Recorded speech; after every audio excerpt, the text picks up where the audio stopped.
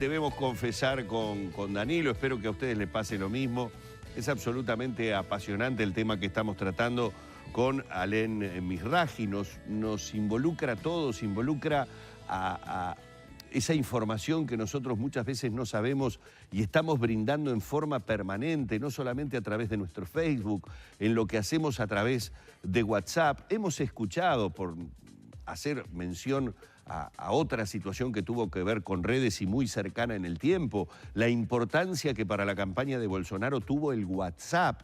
Y uno dice, ¿cómo esto puede influir? Bueno, habían quedado algunas preguntas pendientes para Alén, director del grupo Radar, que ha estudiado este tema, pero no es que ha estudiado, él se ha encargado a lo largo de la entrevista y ahora en el corte nos decía, yo he advertido desde hace mucho tiempo una y otra vez, y de hecho en la entrevista comienza diciéndonos, yo ya creí que esto iba a tener otra trascendencia en las pasadas elecciones y ahora ya lo vemos sí concretamente instalado. Danilo Sí. preguntaba. Yo le preguntaba antes de la pausa, Alem, y sin ir al nombre y al apellido, es evidente que hay políticos que están mejorando su perfil hacia este tipo de política en redes que otros.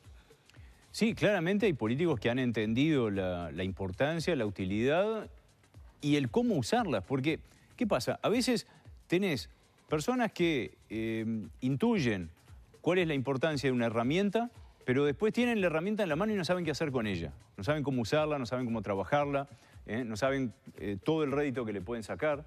Entonces, he visto unos cuantos acá que dicen, sí, estoy convencido de que esto sirve, de que la cosa va por ahí, pero no sé cómo hacer. Y alrededor de él no tiene gente con experiencia en el tema o que sepa dónde asesorarse. Entonces tiene una maravillosa herramienta y la herramienta queda dentro de la caja y no sabe usarla. Claro. Y otros que compran la herramienta, dan un paso más, compran la herramienta, se asesoran y después queda ahí porque ellos mismos en el fondo no están convencidos de que la campaña va por ahí. Y entonces acá tenemos un problema con buena parte de la clase política que todavía cree que una campaña se hace a la antigua, ¿no? Que el mano a mano con el vecino y que... No, a ver, esto está en vías de desaparecer si ya no desapareció. ¿Cuánta gente va a un acto político? ¿Cuánta gente llegás a juntar adentro de un local? Hoy le tenés que pagar, lo hemos visto en varias oportunidades últimamente, ¿no? Una bastante sonada. Le tenés que pagar a la gente o prometer un viaje o un regalo. El famoso acarreo. Exacto. Que toda la vida existió. Antes era con un plato de guiso que te llevabas para tu casa después del acto.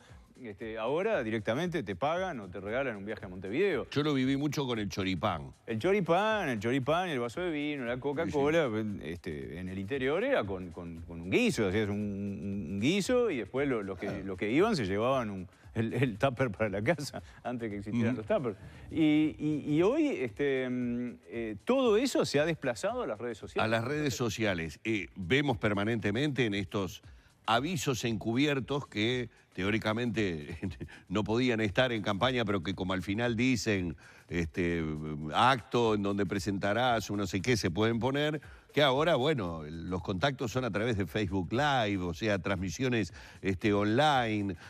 Como decía, ya el Preguntale al candidato. Claro, preguntale habla directamente con él. A las 8 de la noche el candidato te responde cara a Facebook cara, Live. etcétera, etcétera. Ahora, la pregunta es, ¿está todo armado? Y yo quiero ver una imagen para saber si esto es espontáneo o se esperaba una repercusión como la que finalmente tuvo en las redes, porque yo preguntaba, por ejemplo, el caso Larrañaga, para saber si esto tiene que ver, si esto uno debe enmarcarlo dentro de la campaña o no deben marcarlo dentro de la campaña. ¿Consiguió ahí la producción en la imagen que le había pedido? Ah, tiene el video, mirá qué bárbaro. No sé si estaba armado, pero que lo maneja bien, ¿no?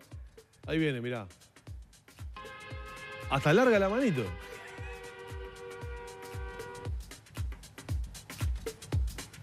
Esto surge espontáneamente. Es altamente probable. Yo no estaba ahí, pero es altamente... Yo me pongo en su lugar. Yo soy el candidato, estoy ahí. Hay gente alrededor. Con teléfonos en la mano. Quiero probar, porque a todos nos tienta subirnos a esta sí, patineta, totalmente. ¿no? La vemos ahí, quiero estar ahí arriba. Entonces, te subís al patinete. Es obvio que van a haber 15 personas que lo van a filmar, porque es divertido, Sí. es gracioso. E inmediatamente, si yo soy el community manager, o sea, el que maneja las redes sociales del candidato, voy a agarrar ese video Lo y lo voy a dar multiplico, vuelta, claro, y lo lo voy a multiplico por todos lados. desparramar por la red, Y si se porque hubiera, vende, porque y si está se hubiera bueno. caído, y si se hubiera tenido un tropezón, digo, porque lo lleva, pero lo lleva con... Pero, a ver, Confisco los frente a 15 una cosa celulares así, que hay. claro, porque yo soy un Y los tipo, quemo. yo soy un tipo que al provenir del teatro, provenimos Él de mismo lo una estudió. disciplina que se ensaya durante 3 meses lo mismo, se repite hasta el hartazgo, para que parezca al natural lo que en definitiva no es natural. Está absolutamente cronometrado que tiene que ser de tal manera. Entonces, vos me decís, subite, y yo veo que hay un solo celular, y si yo no me subí antes a un monopatín y la domino de taquito, te digo, no voy haciendo así. Porque ¿qué pasa si tropieza y cae? Lo que pretendió ser una cuestión simpática puede llegar a ser catastrófica. Y yo qué sé. Y riesgos hay que correr, ¿no? Depende de cómo reacciona el candidato en ese momento. De repente reacciona, supone que se cae y reacciona con Divirtiéndose, humor, con o humor. hace un chiste y capaz que se viraliza todavía más Claro. y lo hace todavía más humano. Porque ¿quién no se ha caído de una bicicleta o de un monopatín? Entonces, probablemente, contestando tu pregunta, probablemente no estaba libretado desde el principio Claro. de subirse al monopatín. Lo que sí estuvo muy bien orquestado, en el buen sentido de la palabra, fue la difusión y la Claro. viralización del video. Porque son videos que se El viralizan propio muy Larrañaga fácilmente. lo colgó de las redes, ¿no? Que no es él, a ver. No, bueno, sí. Lo que manejan las redes sociales de los candidatos no son los candidatos. Digo la cuenta. Salvo muy contadas excepciones. Que muchas veces hay varias personas del entorno que son las que manejan la cuenta, las que tienen la clave, Ajá. las que tienen autorización para Escribir o escribir. subir. Y antes que se nos vaya el tiempo, Alén, ¿cómo convivir los políticos y los votantes, cómo convivimos con las denominadas noticias falsas o las fake news? Porque la verdad, hemos visto en estas pocas semanas proliferar bolazos de todo tipo que la gente increíblemente comparte o da por bueno y comparte antes de tener un poco de raciocinio sobre el tema, ¿no? Yo llevo mi cruzada personal en las redes sociales contra las fake news. No contra las fake news, porque las fake news van a seguir apareciendo. Mi cruzada es para que la gente verifique mínimamente o le ponga un poquito de sentido común a lo que está leyendo. Las fake news vinieron para quedarse. El primer caso así que hizo mucho ruido fue el de la hija de Andrade. Y después en los últimos días apareció lo del libro sobre la calle, lo de que Talvi le pagaba a la gente para ir a los actos y que la fábrica de bolsas biodegradables que supuestamente pertenecía a Sendic. Bueno, todo eso en 48 horas. Y todo eso te llega por 4 lados distintos y te llega antes por WhatsApp. Por tus propios grupos Claro, de WhatsApp. exacto, Que inmediatamente. decías Bolsonaro, WhatsApp. Sí, WhatsApp es la red social número 1 porque ¿a cuántos grupos de WhatsApp pertenecemos cada uno de nosotros? N grupos de WhatsApp y algunos de ellos con mucha gente. Entonces las noticias se desparraman muchísimo más rápido por WhatsApp que por las redes tradicionales. Es increíble que diga que Facebook es algo tradicional, pero Sí. Ya es antiguo. Ya es antiguo. Entonces, el problema es que la gente está tan fanatizada que con tal de hacerle daño a la persona que detesta o al partido que detesta, ni siquiera se toma el trabajo de verificar o de cuestionarse si la noticia es de verdad o no. Si reafirma lo que yo pienso o reafirma el odio hacia el otro, entonces lo retransmito sin cuestionarme nada. Y yo estoy absolutamente azorado de ver cómo gente que yo considero culta, inteligente, informada, etcétera, desparrama por los grupos de WhatsApp noticias falsas, pero que son burdamente falsas. Yo por suerte tengo en mis diferentes grupos de amigos, por las múltiples actividades que desarrollo, fanáticos de diferentes posiciones políticas. Casi diría que tengo de todo. Me faltan creo que un par de partidos. Los tengo a todos. Y me viven acribillando, pero muchos de ellos no lo hacen con fake news. ¿Sabes con qué lo hacen, Alén? con fragmentos de archivo de cosas dichas por los candidatos a los que ellos quieren mostrar como mentirosos o falsos o que nos llenaron de promesas en determinado momento, pero que uno, por conocer este oficio, sabe que están sacadas de contexto. Ahora, si yo las miro, es fulano de tal, no voy a poner ningún caso porque los tengo de todos, los que hoy están por lo menos en primera línea, yo tengo en mi celular a fulano de tal diciendo algo diametralmente opuesto a lo que está diciendo hoy o a lo que hizo durante su mandato. ¿Y a eso cómo le llamamos? ¿Fake news? No, no son fake news, están en el límite, ¿no? Están en el límite porque lo decís claramente, fuera de contexto. Fuera de contexto. Fuera de contexto. Uno sabe que está sacado de contexto. O sí, usted es esto, pero aquellos...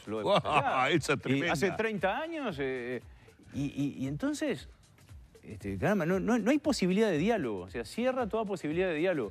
Y aumenta la fractura, la grieta, como quieran llamarlo, entre los que están a favor y en contra del oficialismo, ¿no?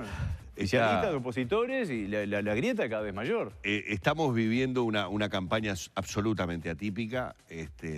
Yo creo que en esto voy a coincidir con algunos candidatos que han hablado de que es histórica.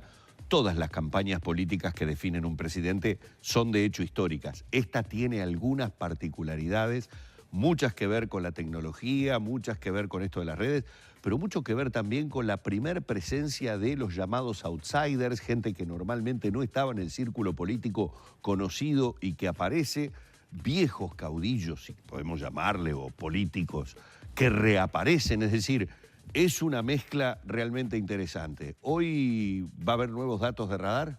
Sí, hoy de noche en BTV Noticias vamos a presentar una nueva encuesta que tiene algunas sorpresas. Otras sorpresas, sí. Bien, y que van en esta línea, de repente, de lo que estamos hablando. En esta línea de que estamos en una campaña atípica con una altísima volatilidad de parte del electorado, de una parte cada vez más grande del electorado, que no se siente identificada con banderas partidarias, con viejas banderas partidarias, y por lo tanto se siente mucho más libre, entre comillas, de elegir nombres y apellidos y trayectorias sin importar de qué partido pertenece. Antes de cerrar, en la última elección interna o primarias fueron a votar el 37% de los habilitados. ¿Qué estimas para estas? Yo estimo que va a ser más alta la participación, al menos por un simple hecho, que es que hay una competencia interna importante en el Frente Amplio, que no hubo en elecciones anteriores. Entonces, los que faltaban a la cita habitualmente eran los votantes del Frente Amplio. De hecho, el Partido Nacional votaba proporcionalmente mucho mejor en las elecciones internas que en las elecciones nacionales, porque había competencia siempre en el Partido Nacional y no la había en el Frente Amplio. Esta vez hay competencia en el Frente Amplio. Por lo tanto, va a haber un porcentaje mayor de votantes frente amplistas o de simpatizantes frente amplistas que van a ir a votar en las elecciones internas. Y por ese simple hecho ya va, a mi modesto entender, si me preguntás hoy qué pienso, sí, va a votar más gente que en 2014. Si va a estar en el 50, en el 55, en el 60, no tengo la más remota idea, porque mucha gente decide el mismo día o una hora antes. Y dependiendo de cómo esté el día, ¿no? Dependiendo de cómo esté el día, recuerden que es el comienzo de las vacaciones de julio. Claro. La final de la Copa América. ¿Es ese mismo día? Ese domingo. Caramba.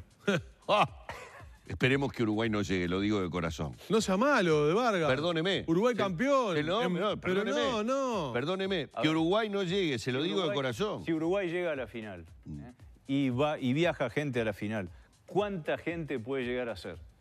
No van a ser 100.000 personas. Digo, no va a ser algo. No, pero aunque viajar mucha gente no es algo que va a incidir fuertemente. Estoy diciendo porque el periodo del partido con la transmisión previa y todo lo demás que puede estar en el entorno de las 3 horas distorsiona las ganas que la gente pueda tener de ir, prefiere de repente quedarse en casa, mirar el partido. También dependerá de la hora del partido, estamos hablando sin saber a qué hora sería, pero si toma parte del periodo de votación, yo creo que le va a mermar gente. Pero no sea malo. Si yo prefiero que la gente cumpla con un deber cívico, que es el de la presidencia presidencia a dar una vuelta más. No quiero la Copa 16. Las mesas receptoras de voto abren a las 8 de la mañana, a esa hora no está la final.